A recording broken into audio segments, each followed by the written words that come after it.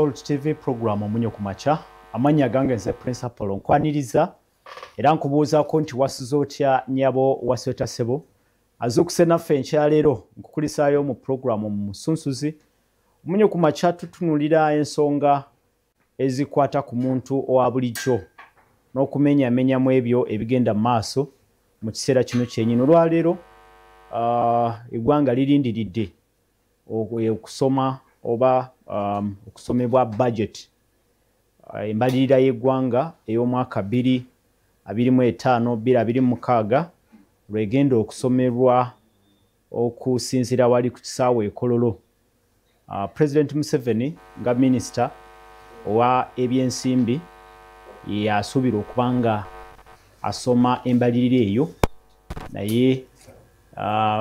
kibadde bulijjo nti Minister w'ebyensimbi Honorable Matia Kasaija yayambako President Museveni okusoma embalirira eyo. Kabeera kaseera kakulindirira eri bannayuganda naye bannayuganda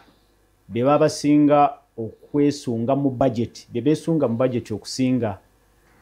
bubeera buweereza babeera baagala okumanya ebyenjigiriza emisolo ensonga ya ebyenguudo n'ebirala bwe bityo. Mu studios negatiddwako abasunsuzi b'amawulire ku Salt Media tukumenyemenyere mu biki ebiri mu budget ey'omulundi guno nga budget kati yalinyeeko kitono nnyo ku bwe kyali omwaka oguwedde bwe buwumbi emitwalo 7,203 nga erinnya okuva ku buwumbi emitwalo 7,200 obwa budget ey'omwaka oguwedde 7.21 trillion bukyali mu mwaka oguwedde kati omulundi guno eri ku 72.37 ebadde yali 72.1 trillion omwaka oguwedde eno egenda okusomebwa olunaku olwaleero ya 72.37 trillion keyongeddeko katono nnyo ziri billions nga 239 zeyongeddeko naye ate omuntu wa bulijjo ebyo yandibadde oba oliawo si byafaako ennyo okutegeera. Kale ndowooza kanyanjula abagenyi bange then tumenyemenye ebiri mu bajeti y'omwaka guno. Kirungi nti bajeti emyaka gine egisembyeyo egenda okujja nga twamazidde okutegeera ebiri mu bajeti. Mu studios negatiddwako Moses Kajangu. Moses Kajangu ye Chief News Editor yakulira abasunsuzi abamawulire ku Salt Media. Nsanyuse nnyo Moses kuza balaba Salt. Webale nnyo Apollo olwaleero ku makya tubalamusiza mwenna we muli eyo abatulaba mu ggwanga lyonna n'ebweru. Olunaku lwa budgeting era Apollo wabagambye leero tugenda kuba highlights ziri mu budget mu national budget era Apollo okutwaliza wamu no mu East African as a whole kubanga Uganda eri kwemu ku mukago gwa East Africa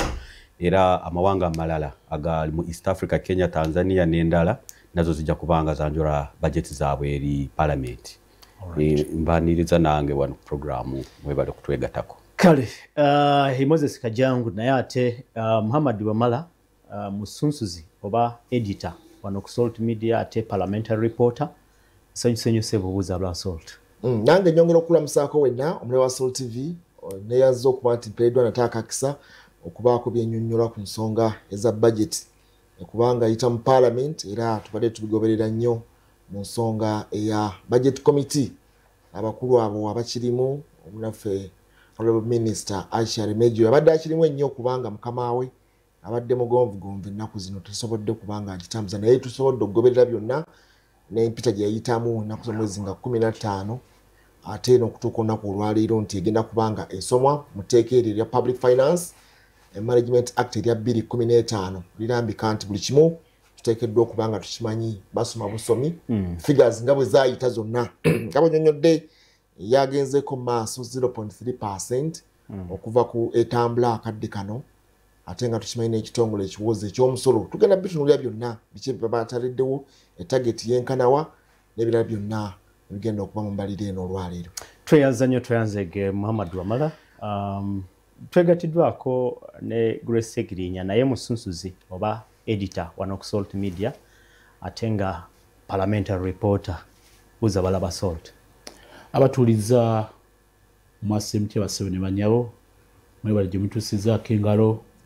tutuse ate ku lunaku luno mulindwa mutusubira ate ebibuuzo bya Uganda abangi okubanga byanukulwa kubanga abasinga obungi badde bawulira okusoma budget kitegeeza ki gwabadde atulye bulijjo tugereesa nti oba oli abantu balijjo tebagitegeera butegeeza naye ate omwezi w'ekyomukaaga gwe tulabye ku makya agitapuse ekifuula nnenge nakyo kiraze okusoomooza so embalirira eno tugirinze nga tuli bayonta naddala nga ne sabbiiti ewedde tubadde tulaba minisitule ebyensimbi ng'egenda maaso n'okuyisa ebikujjuko mwe tubadde tulabira figures ebiseera ebisinga figures zikomaawo ne ziteyongera nga batugamba nti baagala economy etuuke ku $5 billion twagala tulabe nti leero tunaasoma musomi figures oba ebibuuzo budget eno neyanukula okusoomooza kw'abannayuganda nga tutunuulidde ekiseera ekyokulonda n'okusoomooza kw'ebyenfuna eggwanga mwe liri. Kale ye Grace Segirinya musunsuzi w'amawulire ku Salt Media agange nze Prince Apollo nyongera okwaniriza nga bwe nkutegeezeza kumenyamenya mubiri mu mbalirira y'eggwanga ey'omwaka 2025-2026 tugenda n'okolayo ebitonotono bye tulowooza nti bya nkizo then tukuwe endowooza zaffe ffe ki kye tulaba mu bajeti eno. Ebitonotono bakulu bannange mu studios kyekyokuba nti ngenda kupikingayo ebyange ebitonotono ensimbi ezigenda okukuŋŋaanyizibwa mu ggwanga wano mu ggwanga Uganda biri bitundu 52 52%, then ezo trillioni za 3.7 ne billioni za 2.3, then tugenda kwewola ebitundu 48 kumpi kimu kya kubiri ngezaako okuteeka mu context ey'omuntu wa bulijjo akitegeere kumpi ekimu ekyokubiri ekya budget tugenda kyewola. Eyo highlight esooka nganze gyempiikinze. Highlight ey'okubiri yeya okwemulugunya nako okuli mu bannayuganda abamu abagamba nti sectors ez'enkizo nga sector y'ebyobulamu, sector eya agriculture omwaka oguwedde yali mu 1.1 trillion olwaleero boogera ku billions 815 yasaliddwako. So okwemulugunya kuli mu bannayuganda abamu abagamba nti sector ez'enkizo budget zaabwe zasaliddwa oba ensimbi ezaateekeddwa mu budget zakendezeddwa. Generally njagala kufuna general comment okuva eri mmwe kansooke n'abagasakira mu parliament katono nnyo nga Wamala Muhammad, just a comment. Generally budget eno girabye oti? Budget eno bwe tutitunuulira tuyinza okutandikira oba oli awo ne ku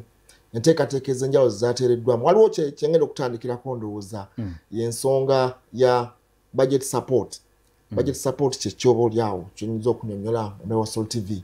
y'engeri gye tugenda okusupportinga mu budget yaffe oba ensimbi ezigenda okubanga zifunika nga bw'otegeezezza nti target ya URA eri 37.23 trillion. Kitegeeza munnayuganda ali eyo gwe nange n'oli tulina ebbanja oba olina omulimu ogwokuba nti tugenda kunoonya ensimbi ezo mu mbeera yonna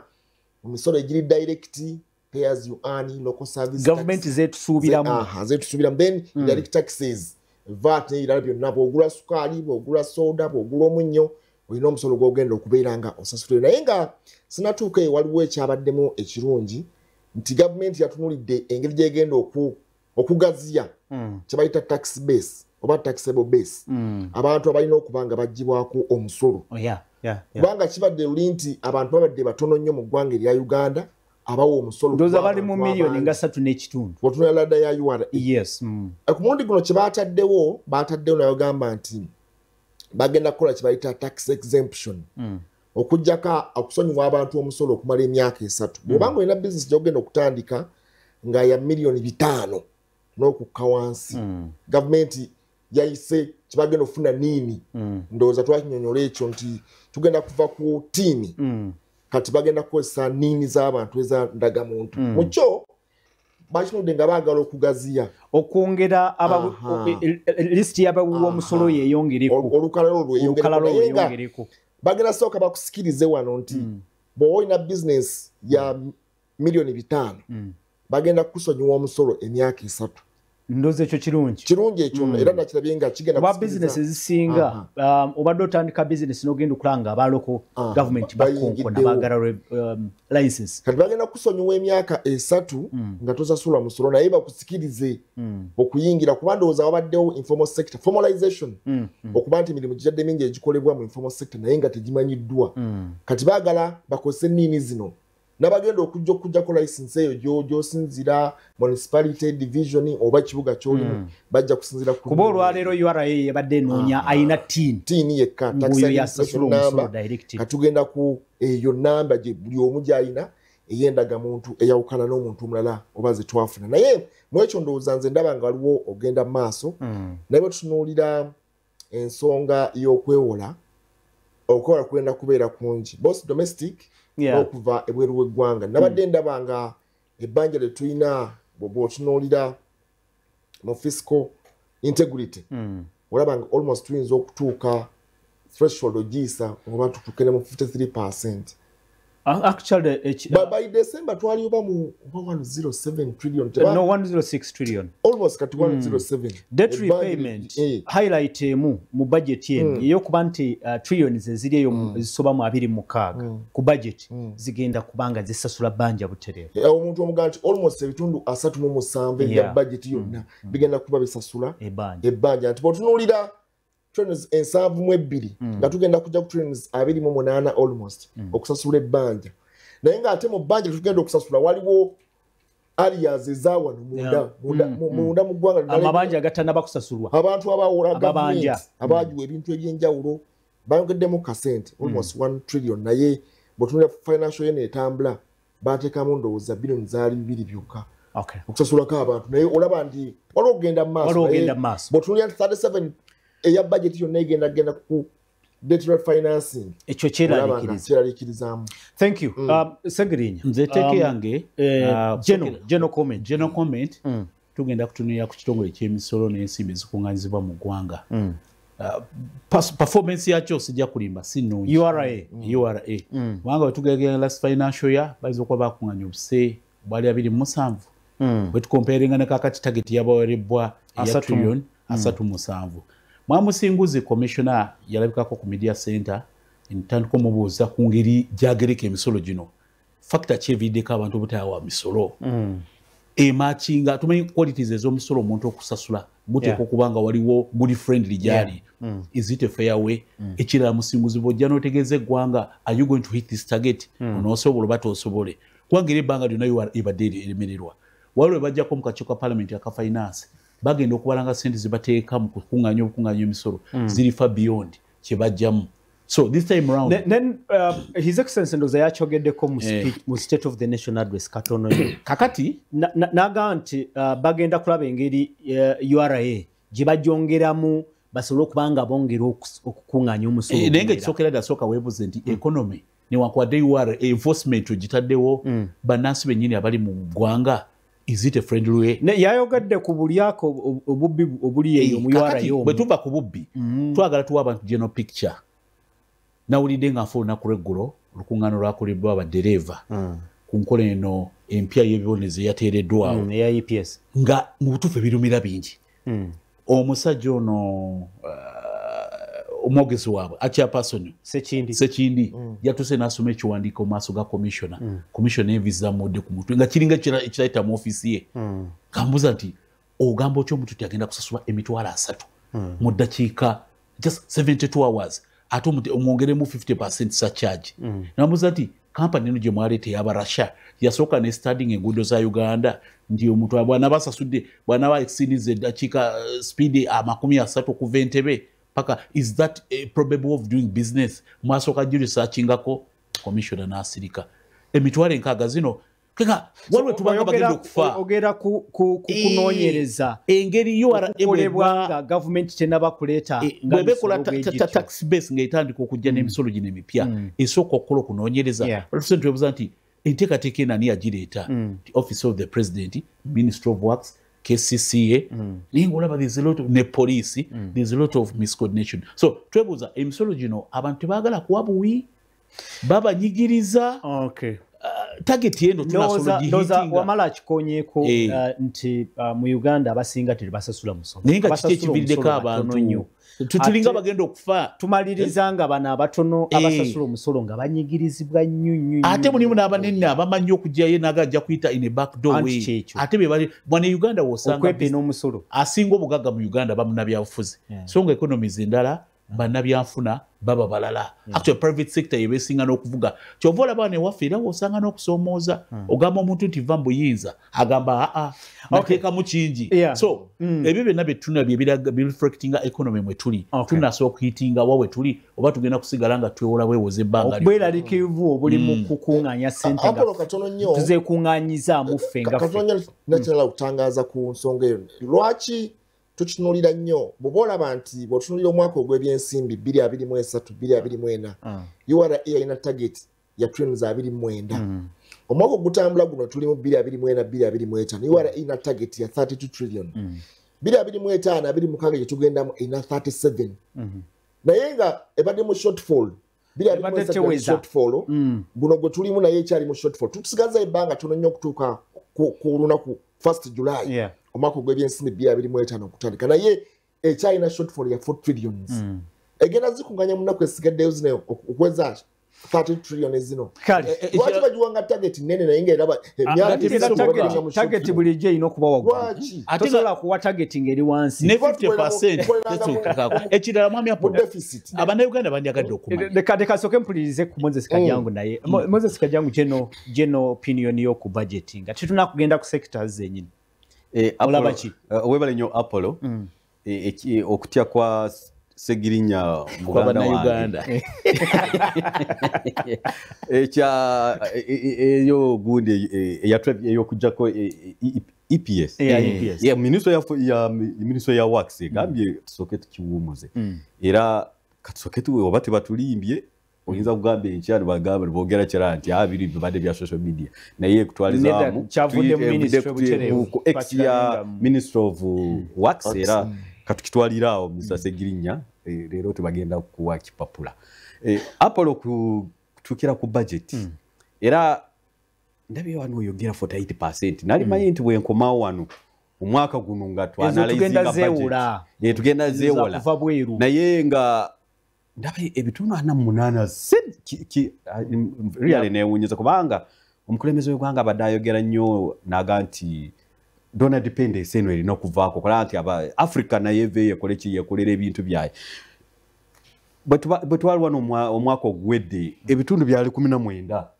naye kati okolanga bishootinza up to 48% erimu domestic ne external sources mbadde manyi this time tujaga nti it's only 2% now at least nga tugenda ng'amawanga amalala like Kenya kati already Kenya almost 100% it is financing its own budget though they are getting just small support from there okuva ebweru naye okutwaliza wamu eno ekitegeeza nti tukyakola bubi era tulina okusaba ennyo okulaba nti ehoima amafuta gaffe gaveeyo obulungi okulaba nti sente zino eziva mu mafuta zigezaako okuddamu okufinansinga budget ya otherwise donor dependence egenda kweyongera era okimanyi bw'obeera nga oli beega oba osabiriza okimanyi ekikutuukako n'obeera famire yo buli kaseera obeera osabiriza era tubakuwa respect n'olwekyo tulina kumakinga sure that nga gavumenti okutwaliza president w'eggwanga okulaba nga ateekako emitendera oba minister ya finance okulaba nti gavumenti ya Uganda efuna sente ngeri bwe Mr. Wamala bw'ayogeddeko emitendera gye bataddeko okuba nga banoonya tax base mbadde ndaba sente zibadde singa zibadde ziva mu Kampala zibadde ziva mu Kono Wakiso ne Masaka okutwaliza wamu naye kati ndabye nti last time state of the nation address by president agambye kati municipalities katulina municipalities nga 15 cities actually municipalities ne cities ez'amaanyi bagambye nti eteeka bagenda kumakinga sure that nazo zikuŋŋaanya ku misolo so ekyo kijja kuyambako okulaba nga tufuna target ya URA ya Mr. Segirinya gyayogerako ne Mr. Wamala okulaba nga target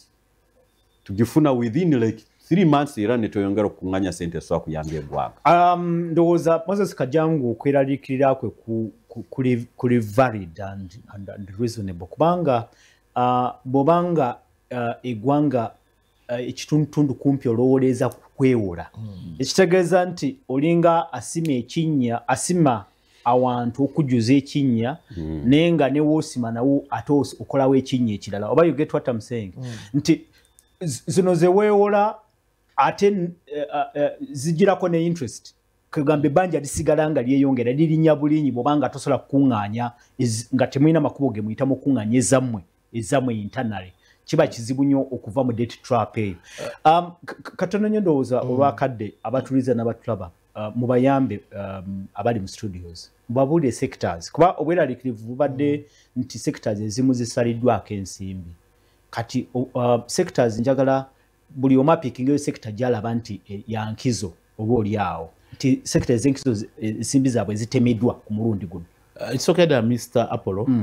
nze mine konsani yange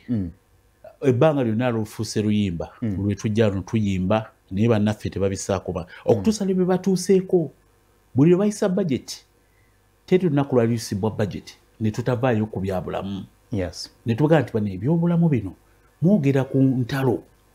peace and security ennaku zino bakirimbiko omwo and governance n'okwata trillion kweno budget gyojjanga okuŋŋaanya bukuŋŋaanya kiki ekituteesa ssente ebyokulwana ebyo tetuli mu lutalo twagamba nga tugende Kongo kasi kikulu Somalia tetukyagendayo n'ebyobulamu kaseera n'obaga ati abo botadde ebyobulimi n'ebyobulamu obyo bitaddemu apaana tutuuse mu kiseera wali twakera ku makya ne tulaba nga minisita ebyobulamu azze okusaba parliament okwaprovinga sente okujjanjaba minisita ebyobulamu Moriku Kaduchu nga baagala miliyoni 10 ezaali zirina okumujjanjaba Aga Khan ne mu budget eno kyabaddewo omwana w'omukungu omu eyafunye complication teri atalwala ne basaba akawumbi ng'alimu Aga Khan nezo ziba privileges eziri muteeka kyetulaga ati ziba privileges muteeka olaba kiri waggulu kyabakungu ba government abamu ne ba members of parliament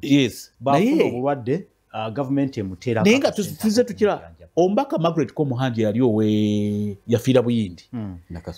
owenda Kasongola afudde bamu ku recognize nze gundi yewedde eyali speaker parliament twalina muddusa mu America ebintu bino byonna bonero bwandibadde butulaga nti kino tulabye Uganda Cancer Institute sabiti ewedde babadde bazze emulago babadde bazze ku media center naye nga beewana nti obuyambi bwe twafunye ate twabujje Korea government ya wakati wetuka mu sente ezo bazitema Uganda Institute sente teziterekera National Medical Store eddagala lye basupplying amalwaliro bagaba buno Panado abantu bafa nga tebalina ddagala sokerako tulabye sente ezibadde ziweebwa abantu abadde bamukenenya okuva mu bwere w'eggwanga Trump yazisaze ne tukana ekiseera ne tulaba nti ARVs tulina zijja kumala mukyala Kyengo yavayo mabiganaga ati government program eyokwata 50% okufacilitatinga program ye HIV ekyaliko naye you cannot tell COVID mukaseera kano bagamba yazeemu okubalukawo bagambye tebiriyo bituufu bagambye tebiriyo byabulimba naye epidemics nyingi kyasuubira okuba nga zijja kiki kyetufiirwa okwata akase okwongera ku byobulamu ne twemparinga mulaga eno ne tujongeramu amaanyi abasawo baffe bonna be tulina bebajjanjaba mu Aga Khan Segono olumu twali tunyumya yanyumiza omwana we yali yalwala ekizimba Bongo nangamba ati naye mukama yanyambi konze bazijeko miliyoni 2 nanga kyavambuza ati nesenga obadde gwezo sente wandizikuŋŋanyiza 200 million nga MP ekizibu kino kiba kigudde ku muntu wa wansi can it be addressed Segirinya tulina mu studios reporter inayo interest mu health nandisabye oyongereze ku ekyo Segirinya ensonga gyayogerako nkulu kuba omuntu wa bulijjo amazima amatuufu omuntu wa bulijjo ebyobulamu yebeera ensonga esooka oba oliawo ekituufu waliwo ensimbi ezateereddwamu kkoko otunuulira n'olaba nti wadde NMS agyogeddeko bagisaze sente zibadde ina okuba nga efuna for medical supplies egula eddagala supplying eddagala regional referral national regional referral national referral eddwaliro ekkulu erya gavumenti era ery'eggwanga ery'emulago nalyo baalisaze embalirira naye baateddemuko sente ezimu bw'otunulyanga eddwaliro erya kansa babaddeyo wano babawadde endowooza 42 billion ate bagenda kuteekawo centers ez'enjawulo regional oncology centers bagenda kugenda Embaale bagenda okugenda Mwaruwa n'embalala okuzimba centers ezo naye ng'era olaba Heart Institute naye bagiwadde kasente naye still olaba nga kyabuzeemu bw'otunuulira nti baasaze obugabirizi nga Segirinya wabadde agambye baasaze obugabirizi obwo 1.02 trillion yateereddwa mu byobulamu teyenkanankana na 15% Abuja Declaration gye twagamba nti amawanga gateekeddwa okuteeka 15% ku mbalira zaago mu byobulamu kino kitutte emyaka n'emyaka mu Uganda tebatukanko wadde mu 10%. Olaba nti waliwo okwebuzaabuza ku byobulamu. Twateekawo ne tukkiriza nti twateeka omukono ku kiwandiiko ekyo ne tukkiriza 15% egende nga mu byobulamu naye emyaka gyonna. Oba oliawo waliwo priorities endala. Kati priorities endala. Zisika ne kakati gwe tunuulira nga bwe nkugambye kati otunuulira batunuulidde there about 18 programs eziri mu budget eno ya 2025-2026. ATMs ze baataddemu agro industry bikoze bitya mechanization biki industrial development n'olaba nga era tojja kubeera mu agriculture nga toli mulamu. Alwala mu agriculture bajjamu ajja genda ajja sibira mulago. Bw'anaasanga medical supplies teziriyo ajja kufa. So mu bufunze ebyobulamu olaba nga birina engeri gye bigenda okukosebwamu. Olende byakoseddwa. Kubanga simanyi ate tujja kuba twakatandika kati government kati ngenda kubeera realistic mu kino ngenda kyogera obadde otya obadde ni realistic ngenda kyogera n'oliteekeddwa okuva budget eno it is not realistic. 72 trillion zetwogerako they can't be realized. Era emyaka gyonna budget tebafuna nkozi. Budget bulijjo wamala ne bwe tubanga tutegeka mikolo budget tebeera. Zibera proposals. Tutunuulira gwe kubanga bo kye batunuulira 3% of total budget mu supplementary. Yagamba nti 3% bwetaba tugenza okusaba supplementary 3% of 72 trillion kubanga bakukkiriza okwewula spending nga kati ezo bo batunuulira nti tuwanike ekintu nga kiri waggulu. Jjukira mu budget performance paper gye baasooka okuleeta baatugamba yalinga mu 56 n'etambula tugenda okutuuka okumalayo nga tuli mu 72 naye nga batunuulira kino kya 3%. Ebiseera ebisinga aganta bagiwanika okwagala okuweza kubanga mu 3% baspending nga tebeebuuziza ku 3% of 72 bw'ogisuubira. Ekira Mr. Paul bannayuganda baagala okumanya amafuta lwafuuka lugero amafuta teganaba lwafuuka luyimba kuba kakati buli bwe tutuuka buli wabeerawo budget boogera ku petroleum fund ne batubuulira Kigumba we are building a constructing ne batugala tukola enguudo zaayo ne bikomaawo. President mu kwogera yagambye eggwanga nti enteekateeka n'endagaano zaateekebwako ekinkumu ez'okukola omulimu gw'amafuta naye abaffe g'amafuta ge twogerako amafuta gajja kujja gali jadi ekifu kya tulina buli boogera ku mbalira ge tubajetingirako bwe tusuubira okujja seeta amafuta tugenda gasi tugabe n'emirimu Kasayija byatugamba emirimu tugenda bawa katusima amafuta gaga tatuuka tugaveeko tutunulire ebirala Apollo bongeddeyo paka 28 gagadi bayongezeyo biringa byabayimbi myaka priorities ozirabye otya era okweralikirira kw'aba Uganda abamu abalowooza nti sekita ez'enkizo sente zisaliddwa okyogerako ki era kikyosobola n'okolayo. Webale nnyo Apollo 2028 amafuta bwe gali gajja. President yagamba gujja. Ate nankabirwa naye nga yogera Kasayija segirinya nga tugenda wano Apollo ekibuzo ky'obuuziza ndaba sectors ezimu ezifunya Lion share ndaba ekitongole ky'ebyenjigiriza kifunyeko akasente akaweerako almost close to 5.1 trillion bazibawadde naye kati Apollo bwe mbadde ntunudde ekipapula omusajja wange agasaka ga parliament wamala yakimpadde naye bwe mbadde ntunulamu naye nga omusaala gw'abakozi abasomesa aba art actually abasomesa ba arts babadde balangiridde nti bagenda kukola ki kuteeka wansi ebikola olw'okuba omusaala gwabwe teguteekeddwa mu ki teguteekeddwa mu budget eno y'omwaka ogwo. Apollo kino kintu kizibu omaye mwaka guno gwonna almost financial year yonna tugimaze aba strike bano balangira strike naye mbadimaye this time round bajja kubanga bateekamu akasente akalala kubongezaako omusaala era ndabyeko n'okutya nti ne sente zibaali bongezezako abasomesa ba science nazo ziyinza kubula esaawa yonna so in the next financial year mizasanga nga teziriiyo so okutwaliza wamu ndabanga sente zibatadde mu nyingi mu Ministry of Education naye nga priorities ezisingayo obungi nga tebazitaddeko essira especially omusaala gw'abakozi era ndabanga ne sente zibatadde mu expansion of education especially seed schools ndabe nga batadde mu almost close to 500 billion shillings in total ganti mu seed schools walewa district ezimu ezitalina secondary schools atenga jasanga busente buno botadde mu 500 billion for Moses Kajangu ne babanange mu studio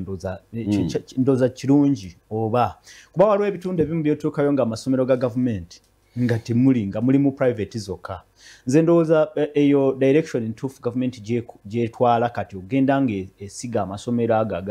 agayo nga government mu bitundu gye gatali simanyi nendowooza nze ekyo it's a positive Bwana Apollo nze sina education kino tugenda kusooka tunuulire enteekateeka ya science subjects. President lumu alina omukolo gwe yaliko n'agamba Professor Baria Mureba, where is my professor of science here? That man is very bright when it comes to explaining about theories.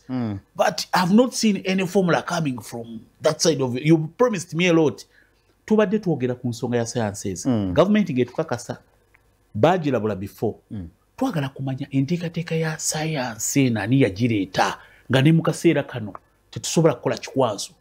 President ya motoka tewazirabye kazije yogera byendaba waro matokere makere yavayo kusuma launch buli president wetubana ne national function era nze nagisubide ne kuno yajogeddeko motoka ekira mujiteke ko nze nagenda yejinja amazima matu naye nagenda yejinja nazira motoka that nze njogera byendaba sigenda ku demos kale mwe mwino omukisa mwatuukayo president yali oba kitigumu waliwo omukunga omukolo gwaliyo ne baleeta okudemonstratinga emmotoka eyakira bagikuba ekisumuze emmotoka yakuba ekikka Dr. Monica Musenero jjukira bwe yali ekkololo n'atulaga n'ekizungirizi kye twatwala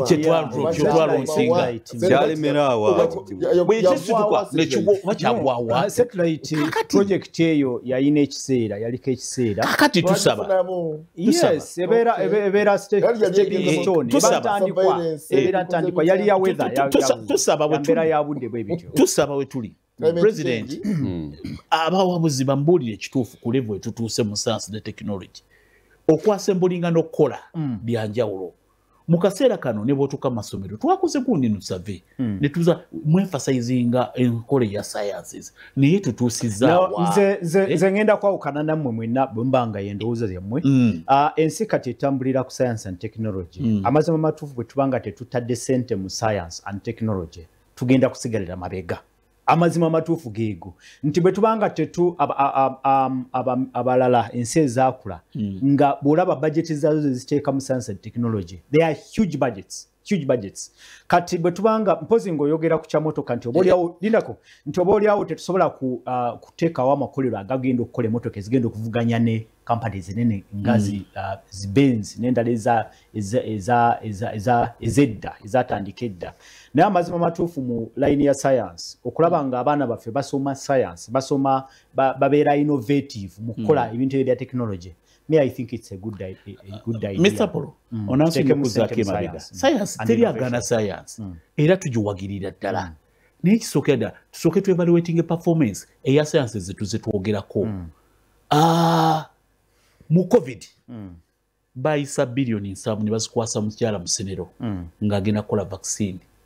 ne tulinda report omukyalo oyo baamuyita naye tukoze mu vaccine ate twagala okumanya nga tuvudde ku lino lyokola lino erya HIV lyokola egundi wazira kye tukola kyekyo kye tujjamu okuta omusomesa owa sayansi omusukulumiza nze mukulu wange asomesa sciences afuna obukadde yali yeewaana nno aga naye project eno si ya gavumenti ena gyeva nemugamba ti nze ndowooza ku Uganda yonna ofunye obukadde 4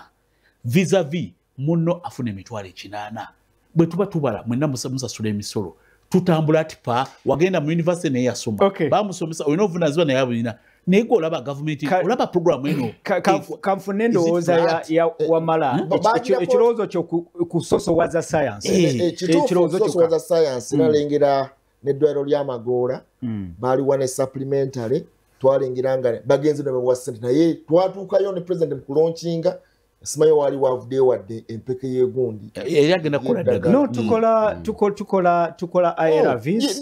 Tuzimanyi Ezo zo tuzimanyi. zibaddenga webbanga lyonna ezamwami Katongo. Gundi yaffe UVRI ey'Entebbe ekula. Naye kyenkugamba twatunuulira bawaako ne musajja mukulu Captain Mike Mukula bamuwa akasente mu Namanvi yalinamu factory ekola empiso ne bawa Muzeyi Magoola akasente okubeera ng'ateeka mu ddwaliro lye waliiri ne bawa ne Pineti Pineti yavayo ndowooza mu musingi ennaku zino nalengera ekizimbe era ne mu budget eno bamuwa ne supplement ne bamwongera ndowooza awezezza akawumbi trillion mu budget support bamuwa olaba nti waliwo okugenda mu maaso naye ndowooza ekibi ekibaawo nti bwe tuba tufuna ssente nali nengera ripooti ya Auditor General undisbursed loan sente ziweebwayo naye nga tebeetegese bulungi sente zijja kati walaba ate okufuna okubakkiriza okukola emirimu egy'enjawulo okukola ebintu ebyenjawulo naye nga tebeetegese bulungi sente ne ziddayo ba nesigala nga ziri awo nezaccumulatinga interest ojjukira baali bakola oluguudo ndowooza bapaakinga ebimotoka wali eri naye baga nti buli lunaku millions za sente zigenda mu interest naye tebannaba kutandika wali obuzibu waliwo obuzibu webuli naye ekya sayansi nze tetujja kukkaanya ndowooza eggwanga lyaffe liteka okuba nga litunulako technology and innovation that is the way to go. ICT that is the way to go. Atwaba ku Salt TV program omunye ku macha agangeze principal mu studios ndi n'abasunsuzi ba Salt Media tuwayamu nga tweteekateekera okutuusaako okusomwa kwembalirira ya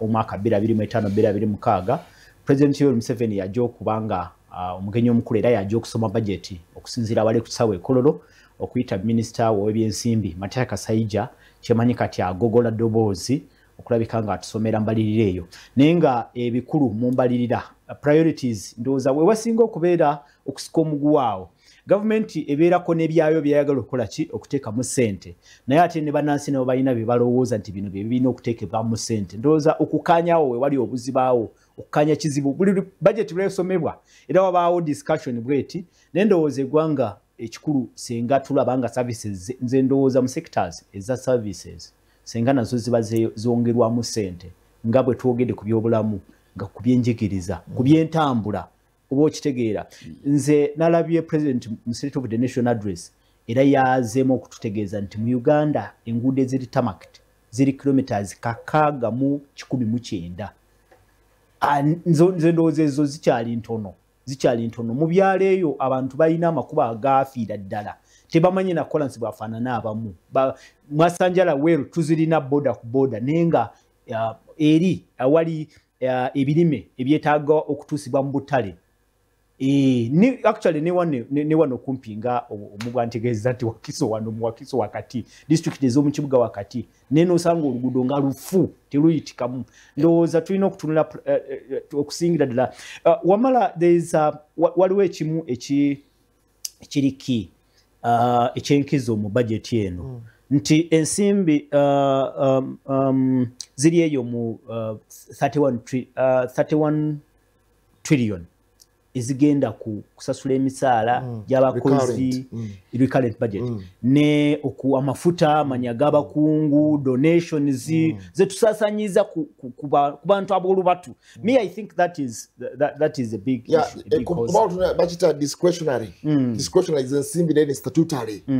bw'otunulira nti local government ez'ebitundu zifunye ssente ntono nnyo bw'ogeraganya ne central government mwe muli cabinet baminister bonna bw'ogambye nti emisaala gigenda naye ng'emirimu egisinga giri mu local government giri wansi nane saagala kwogera kuna lwaleero rapex nga saagala kugendayo eyo naye ojja kumpaliriza okugendayo okutunuulira kubanga gavumenti bwe yateekawo enteekateeka eno eya rationalization oba bill zeze zaayisibwa tunula ekitongole nga ministry y'ebyobulimi ebitongole ebyaddayo UCDA cotton development waliwo byalinga bingi bill zeze zaayisibwa ne baddayo naye bagamba nti bagenda kusavinga 1 trillion by kugatta ebitongole by merging ebitongole ebyo byonna naye olwaleero trillion eyo eriruddawa gye basavinga mu kugatta ebitongole babigatta out of excitement was it necessary kuba twatuna ebitongole kati agriculture gy'ogambye gye bateeka bataddeyo 800 billion nabateka akasente akenjawulo akagenda tutula mu nsonga ey'emmwanyi okutambuza okukola kutya naye ng'olaba era still ezaali eza UCD ezaddawa by stand alone nga yali agency ng'ekyali namba zaddawo ezo bwe bagamba muzizzeeyo eri mu agriculture zazzeewo ezo kantegeza batuwuliriza nti tusigazayo eddakiika tono naye osobola okusindika obubaka bw'oba olina kyoyogera oba kyoteesa oba kyowabula ku nsonga eyo eya budget kisindike ku noti 7 noti 1 6 noti 9 noti 6 tukyalina abasunsuzi ba Salt Media nga twegeyamu ku nsonga ya budget kigambo kimu bibiri Moses Apollo mukuru wa muno nayegede ekintu ky'amaanyi okugata ebitongole mbadde nsuubira nti Minister wa Finance agambe nti bwe twagata ebitongole oba bya almost about 15 ebitwagata wamu okubeera nga savingako omusolo taxpayers money naye mbadde njagala mu budget muno nti twagata ebitongole twasavinga 1 trillion 1 trillion eno tugitadde ku Ministry of Works oba tugitadde mu agriculture kubanga agriculture is underfunded up to now olabanga irina shortfall almost about 6 billion shillings 600 billion shillings shortfall eyo yamanyo kyembade kyempikize mu kutesa kwa Mr. Wamala sente ze savings mu kugata ebitongole ziririddawa bazitaddewa ekyo ekitongole ekibuuzo ekitwagala segirinya nawe kyogere kutwalabe ziriwa sente ezo kyekibuuzo kakati nze concern yange ekisookera ddala president yabadde asinzidde kollo ng'ayogerako eri eggwanga yayogedde ku buse 8 batadde mu nteekateeka ya revolving fund 8 trillion on the various revolving fund nazimenya emyoga grow project UWEP era ndadamu nayogera ku kikambo kya interest nagamba nti twagala abantu bewole ku sente naye bwe tutuuka okwetegereza revolving funds zino zirina ekintu kyezivuddemu ekirya kubanga era abadde alambula performance gye twatusena okulaba Mr. Kajangu yatuwa example mbu yagenda eruweero n'alambula ne bamulaga akabizi monitoring ani avunanyizibwa ku kwekenneenya enteekateeka bazze eno wansi mu bantu bw'obanga ogaa nti okutte billioni 5 twagala ezo nsonyiwaako ekyo sikiinaako buzibu lwaki sente zino ze bazza eno wansi mu bantu waakiri ezo tuzirabako oba ntegera kyeŋŋamba nti bwe batuuka eri ne baziwa ab'omu byalo ne babwayo akakadde ne baba takakomezzaawo waakiri ozirabako ne waliwo sente ze tutalabirako ddala tumanyi nti mu bajeti yaffe eya buli mwaka waliwo trillioni ze zisoba mu 10 ezibbibwa nga tetumanyi gye zikola gye ziraga kati nze we ndowoleza nti olwaleero bino byonna tusobola obyogera byonna naye nga tetwogedde ku nsonga ya corruption obubbi obw'ensimbi w'omusolo ezibbibwa nga n'abazibba oba otegera kyeŋŋamba ekizibu kyetulina nga tetunogedde eddagala nsonga ya corruption bino ebirala byonna simanyi ekizibu kyetulina naffe bannamawulire tulina engeri gye tuzibikirizamu obubbi buno naddala bawandiika amawulire ag'oluzungu kino kyekireetedde ekizibu okuvaayo kunokola nti gundi yabbye abuse of office misappropriation funds unaccounted for funds ninga bonna anti obubbi buyina ebika ne tulaba tugamba obubbi obwo bwonna tukigenda tuga nti bw'ababbye tukwate ebintu byetu nga bwe twalaba kagole kivumbi ono gwe bagamba yatwala millions zabambi yafa yavambula mu bwensi eno naye tugenze tulaba nti ate gwe baimplicating abayabbye wayita akaseera kati ne bamuza mu office ddala nga PS mulala nali nkola omusango akashaka ku kooti ng'avunaanibwa obugaali nenzijuki yajjanga atambula bwati nali babasonyiwano abo kakati naye twagala okuluma kweyongereko ku bantu bano tetugana presidential pardon simbi naye zibeereko at a certain level bw'ote yabba obuwumbi ate niweta akaseera ne baddayo ne bamulaba ng'akomye mu public ng'ate yeewana n'okwewana abamba esoma n'okwesoma tinze baali bankutte naye banta part of NRM kwegamba kisettinga president yembi twagala ekiseera kino bwe tuba tugambye kuluma IGG Muteyi togamba this is a big fish you are not supposed to investigate this entity mukyala kamya mu obuyinza bwe ate bw'aba avuddeyo najja ne report tugiimplementing anti-corruption court ndowooza tulina okugikomendinga ndaba nga ina conviction zeekola ennaku zino anti-corruption court si enekulirwa yani wamaje unity Unity ya State House. yes Brigadier Rusoke. Rusoke ndabe ekola convictions za nerwa kuba nti bali enumubakawo ndowooza era weero wali obubbi local governments nene wakwagala naye Apollo okyogeregese kola omulimu naye ekizibu nti they need to be proactive obanga bakola ebintu bya sirabanga ko omusango gwe banoonyerezaako ne bagutwala mu kooti ne bagamba nti guntu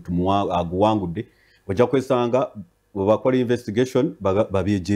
kubejereza or something like that naye nga bayina ku making sure that investigations abaze bakola batwale obujulizi obumala mu court so that they are able State House anti-corruption team desk babikola kuba bayina ne baba convictinze babadde bakawo bayibanda just yesterday naye Apollo ina kumanya abasibibwa mu office ya balagira bakomyewo sente za covid baliridawo babasanyuza Moses Kajangu nti tulengera ebitongole bya accountabilities bingi mu ggwanga tulina IGG tulina yo anti-corruption unit ya State House tulina Auditor General lwaki corruption akyali w'amaanyi babayitawo bana bagenda maaso okuba nti basobola okubreakinga through ne bagenda maaso bingi duplication nayo buli mwatu alina account buli mwatu wala budget kanensibe zigenda kunoonyereza ku bubbi nazo nyingi kale ndoza kasomo baka tugezede kikaziringanya zoka nze Lwanyaga Paul mbanamusiza bannange ku nsonga y'ebyentambula ntambuddeko mu mawanga naye enkola eri mu mawanga agasinga obungi nkola kyoba bw'oba olaba nga fine ziyitiridde lwaki okola ekyo kikugisako fine kale ndoza yogerako kweno EPS police gye bakoze eki gye basuspendinze agamba nti mu mawanga mangi yenkola naye ate ffe naffe wano tubadde tetugaana nti eno nkola oba nkyamu naye enteekesa yaayo enkwasisa yaayo yebaddemu obuzibu abantu kyebadde bemulugunyako principal webali kuweereza gavumenti okwewola tekyandibadde kibi singa sente zikola ebintu ebituufu nga sikwewola kusasula mabanja ne mubajje ze yalya omuntu omu ze muswayi gwa kibuli Ronald Mugisha Robert mwali mu budget bagenda musasulira okay Mugisha Robert toyanze nange ekyo sabitekeera bilioni 14 ezaweebwayo mu budget tekeba mu budget muzezi okusasula mabanja g'omuntu anyway yaddukire wa mukwano gwe ngankwatirako yo muddukira mga nyamba n'ekyebuzibwa amuwanga muntu amuwanga office tulabye tugende mu maaso tufune messages good morning I am Peace from Ntende Finance Limited okay nsindikidde obubaka obundagirira okwewola nedda siri ready nsaba mukimanye nti eno budget bagikolera maka gaba minister n'ababbi mu gavumenti Salongo Dumarichadi message nganjitidde tafana n'omwana gwe tulabye Segenya tamanyi ne budget kyeki mwebale kuweereza ggwanga ebintu ebimu byalivuddewo ebitwala ensimbi mu nkola y'okwejalabya ensimbi ne zidda ku nguudo mu byenjigiriza n'ebyobulamu n'okuteeka amaanyi ku bulyake n'obukenuzi amateeka galume Kasujja Isaac Ekiruguma kira I think that is what we were talking about n'ensonga y'okwejalabya temunajjogerako ndowooza gye tubatunzika nayo good morning Soul TV Kalwanga Musa budget ya Uganda balinga abakola olupapula olumu lwe babeera bakomyawo bakyusa mu katono kale message njifunye n'abalala abasindisa obubaka naye akadde kampeddeko n'okuba bana bakula eddakiika emwemu mwe kuweereza ssebo ebyenfuna bikyali bizibu nnyo mu Uganda abasinga okuba n'emirimu egiweebwa bannayuganda bagwira naye basasulwa bubi nnyo kwetuli tulaba kale olwakadde eddakiika eryemu njogende ku nsonga y'okwejalabya mulowooza nti esobola okubako kyekyusa mu byenfuna singa tukendeeza kwejalabya kuba njikira nga tuva mu covid bagamba nti foreign ne inland travels actually foreign travels bagenda zikola ki bagenda zitemawo bakungu okugenda mu nsi ez'ebweru okukyakalamu okukola ki n'okubenchmarkinga nti bigenda kendeera byakendeera tebikendeeranga byali bikendeddemuko n'ezi seminars ne workshops ezaali ez'enjawulo naye Apollo njala kwogera ku nsonga ya oyina eddakiika emu yokka tugenda mu mwaka ogw'ebyokulonda 2026 nti mbalirina egenda kujja mu kaseera akazibu ndowooza kyensaba Central Bank okulabika nti esobola okukeepinga inflation mu medium term at least by 5%.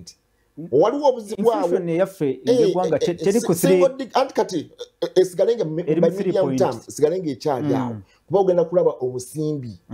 pidde mbataddemu 1.075 trillion naye ogenda kulaba ensimbi ezo abantu bagenda mutuwadde kwebaza kasimoka ekisembayo ekigambo ekisembayo kanjogere kyangu sigenda kudda mu figures kanjogere kirabwako n'omuntu wa wansi ani yafomulatinga enkola eyalidika ng'erabika esusse olaba omukungu wa palamenti njija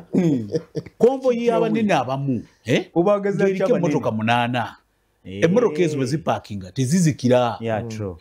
muba muli awo nga neeka waliyo endala nnya zibalese offisi y'emu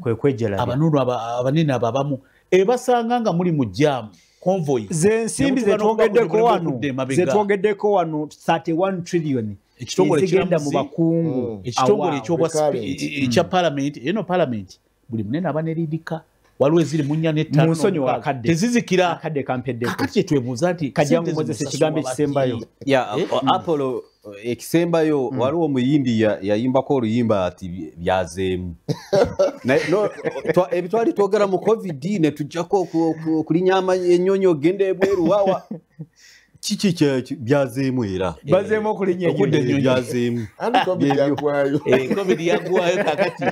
sipiika eka yatalinya nnyonyi abatulaba n'abatuwuliriza akadde ke katusazeeko bwe tulibanga tufunyeeyo kadde akalala era tulikomawo tumenyemenye mu bintu bino nga bwe bitambula omukolo guli kololo Soul TV tujja kubanga tugukuwa butereevu sigalako President Museveni okuyita minister we obyensimbi kimanyiye Matia Kasajja tewali mulala yena yajja okusoma embalira y'eggwanga beerako owulirize ebintu bino bitukwatako kikulu nnyo okubeerako n'ogoberera era n'obanga osobola n'okulondola kuba bw'owuliriza oba osobola omuntu owa bulijjo naawe okubaako ky'okolawo okulondola okakasa nti ensimbi ezo zikoze bw'otegeera nti waliwo ze basindise ku kyalo ojja kufuna amaanyi agalondoola oba oliawo n'okukola ki n'okulaba nga ebintu byongera okutereera ganga nze Prince Apollo mbadde ne Segirinya Grace omusasi era omusunsuzi mbadde ne Wamala Muhammad omusasi era omusunsuzi yali parliamentary reporter ogenda